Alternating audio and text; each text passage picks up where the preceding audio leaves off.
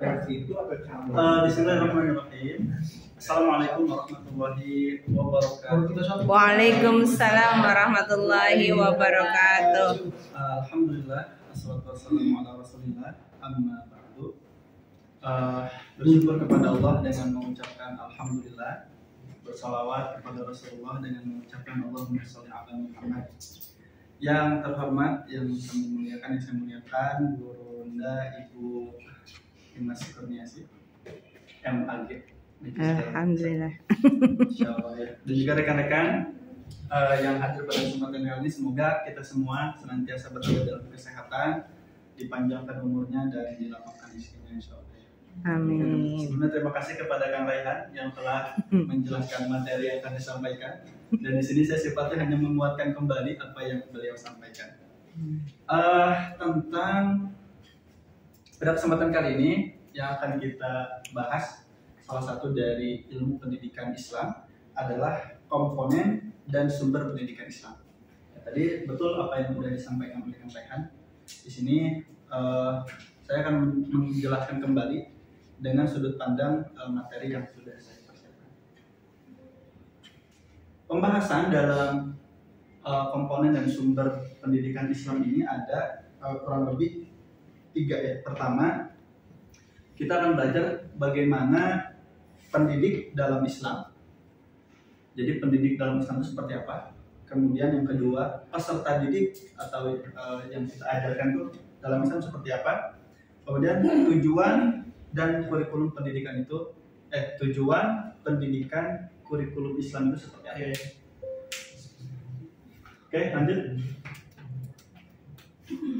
Selamat menyimak ya, siap. Selamat menyambung penyimak. Oke.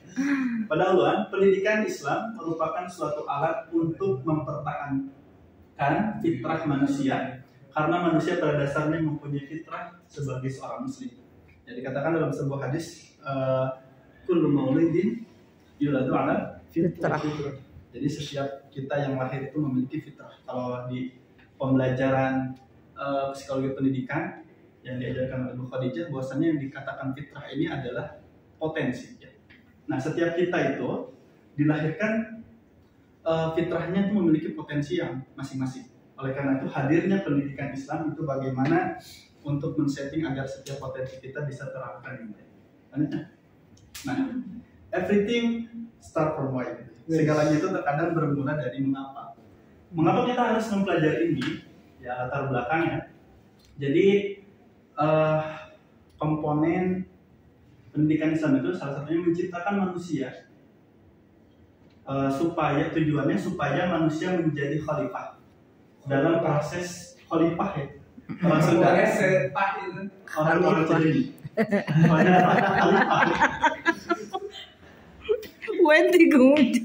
bener orang Sunda itu fitnah itu kalau bisa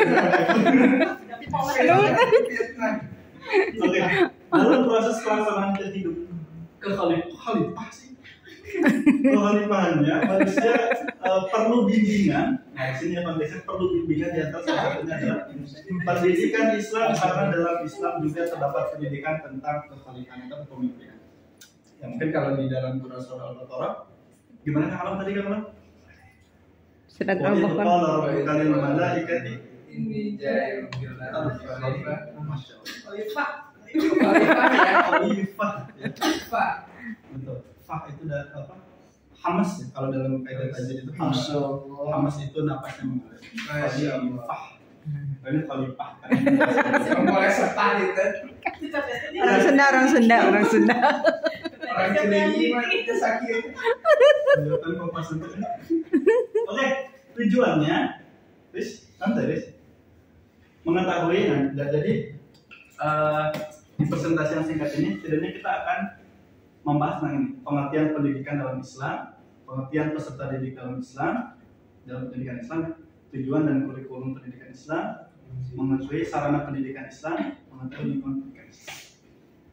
Oke, selanjutnya yang pertama, bagaimana sih pendidik dalam pendidikan Islam? Jadi pendidik dalam Islam itu siapa saja yang bertanggung jawab terhadap perkembangan anak didik dalam Islam. Jadi dalam Islam orang yang bertanggung jawab adalah orang tua, misal untuk kalau seandainya kalangannya keluarga. Jadi sebenarnya gini, pendidik yang dimaksud ini adalah siapa saja yang memiliki tanggung jawab untuk mendidik perkembangan anak didiknya. Nah kalau seandainya konteksnya keluarga, maka pendidik di situ adalah keluarganya, ayah ibu. Ada yang Oh. Benar. dijeda dulu atau lanjut aja? Bentar.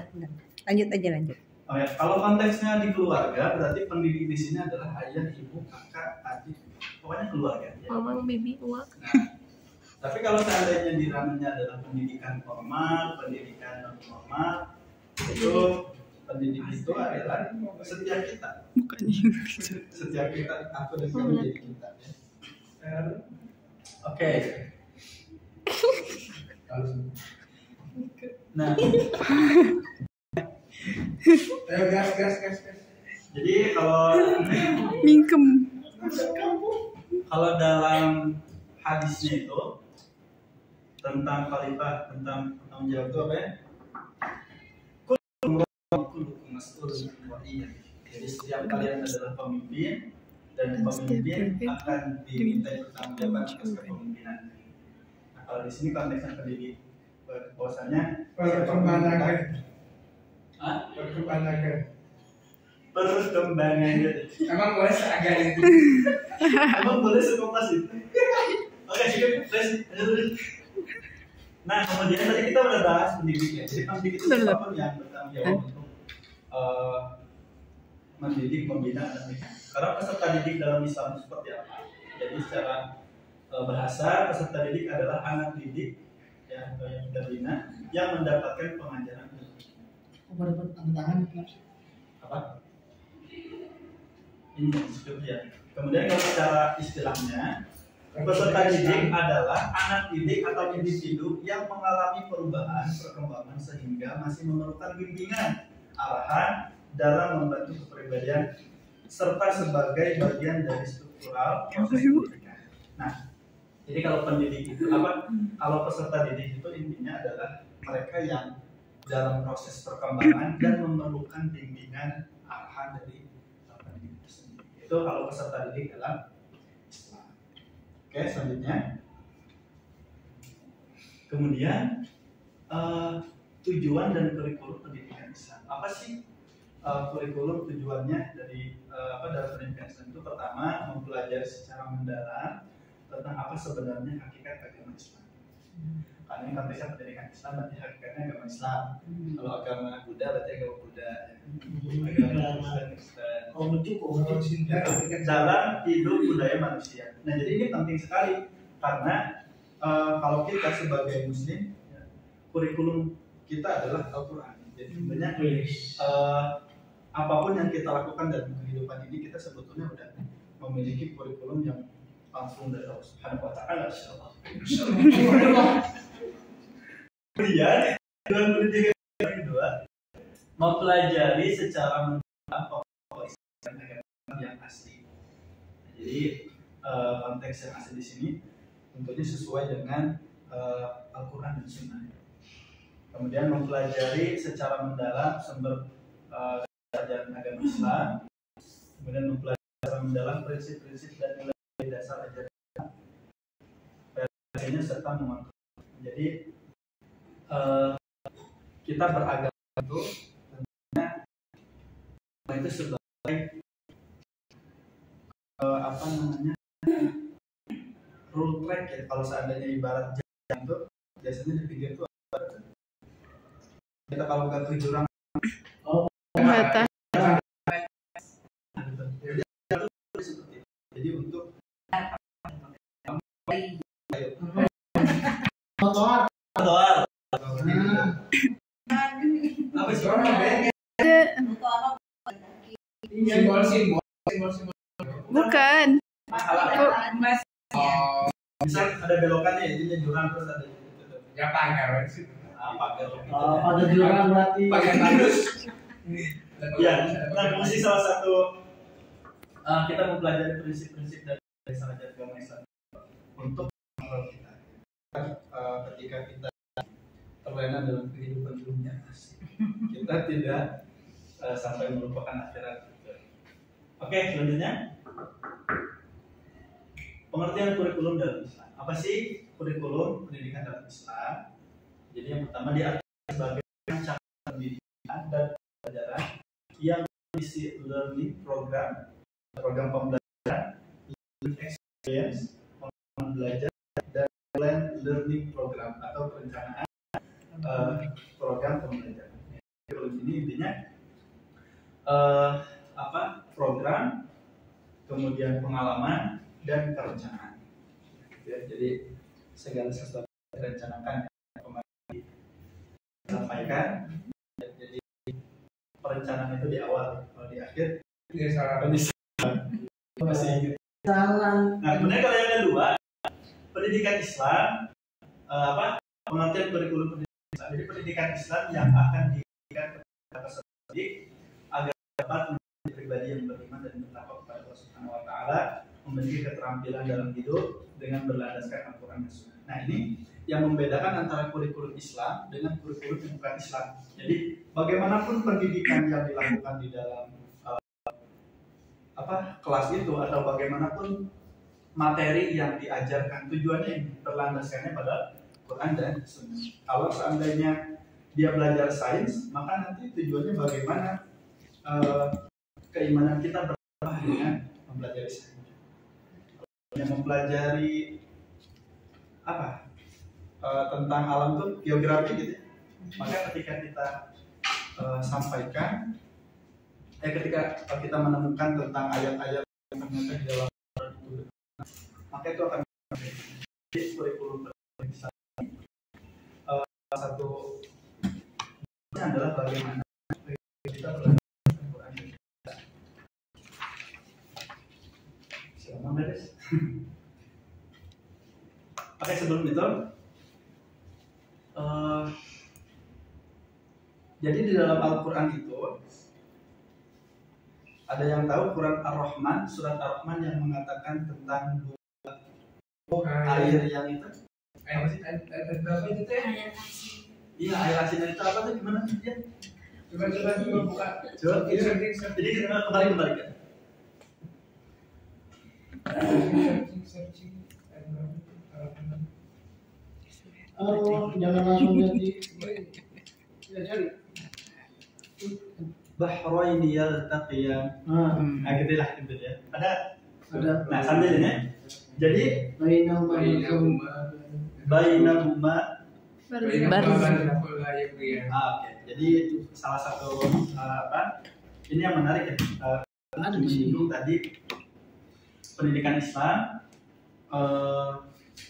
agar dapat menjadi pribadi yang beriman tanpa memiliki keterampilan dalam hidup dengan berlandaskan Quran dan Sunnah. Jadi ini kisah menarik ya terkait kita kan udah paham ya bahwasannya dalam Al-Quran itu ada suatu tempat di mana air laut dan air tawar itu dia menyatu tapi tidak ada bertemu tapi tidak menyatu. Bertemu tapi tidak menyatu gitu. Begitu jika cinta kamu. Bertemu tapi tidak bisa bersama. Ya, siapa? Ternyata banyak orang-orang ilmuwan terutama yang mereka menemukan fenomena yang luar biasa ternyata ketika dikaitkan dengan Quran itu menjadi sesuatu yang luar biasa. Jadi kalau mereka baru menemukan sekarang kalau Al-Quran sejak dari dulu gitu. Atau misal tenggelamnya kapal Nabi Nuh gitu. Bagi orang-orang arkeolog ketika mereka menemukan ternyata ada gitu ya Nabi Nuh itu dulu pernah tenggelam dan sebagainya dan ada buktinya dan akhirnya mereka masuk Islam karena bukti tersebut. Oke, selanjutnya di sini ada sarana pendidikan Islam. Jadi apa sih sarana itu? Jadi sarana itu suatu tindakan atau perbuatan atau benda yang sengaja diadakan untuk mempermudah pencapaian pendidikan. Namanya juga sarana. Jadi kalau sarana itu sesuatu yang memang digunakan untuk mempermudah segala proses pendidikan.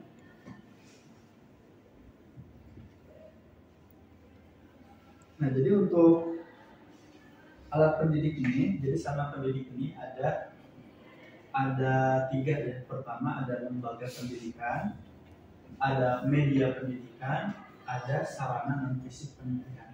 Apa itu lembaga pendidikan? Jadi lembaga pendidikan itu adalah organisasi atau kelompok ya, yang memiliki tanggung jawab atas pelaksanaan pendidikan. Lembaga pendidikan ini dapat berbentuk formal, informal, atau non formal. Jadi kalau sifatnya lembaga berarti sudah memiliki payung hukum, kemudian juga kurikulum dan target yang jelas gitu ya. Kemudian kalau media pendidikan, di sini berarti alat-alat ya, alat-alat yang digunakan untuk mempermudah pencapaian pendidikan itu ya, seperti kalau kita sekarang komputer, laptop itu, nah seperti itu. Kemudian yang ketiga sarana non fisik pendidikan seperti kurikulum, metode evaluasi, manajemen, dan juga bentuk pembelajaran. Itu salah satu sarana non fisik yang untuk mempermudah pencapaian pendidikan. Selanjutnya, lingkungan pendidikan Islam. Nah, jadi batasan pendidikan Islam itu kalau kita sebut tuh bi'ah itu lingkungan.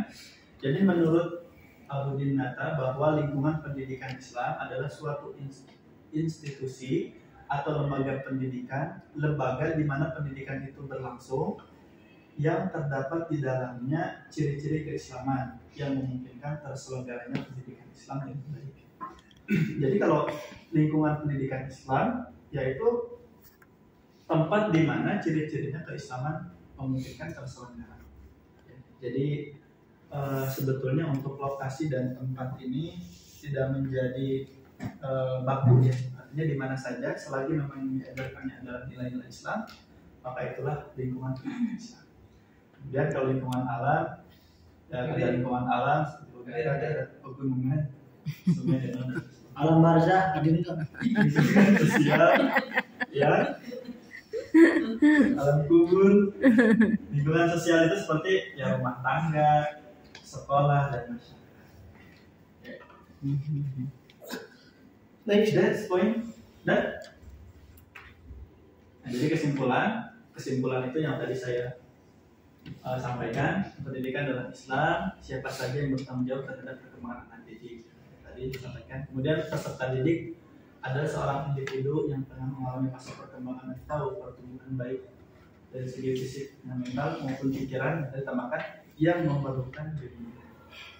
Kemudian kurikulum pendidikan Islam diartikan sebagai rancangan pendidikan dan pembelajaran yang berisi program pembelajaran, pengalaman pembelajaran, dan perencanaan program pembelajaran.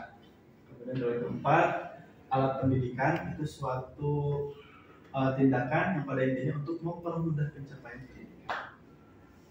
Kemudian yang kelima, macam-macam lingkungan pendidikan Islam yang pada intinya dimanapun, baik itu di udara, di darat, lautan, selagi memang yang disampaikan nilai-nilai Islam, itulah lingkungan pendidikan Islam. Selanjutnya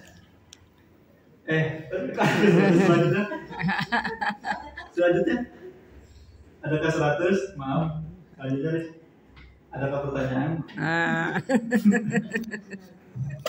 Itu saja.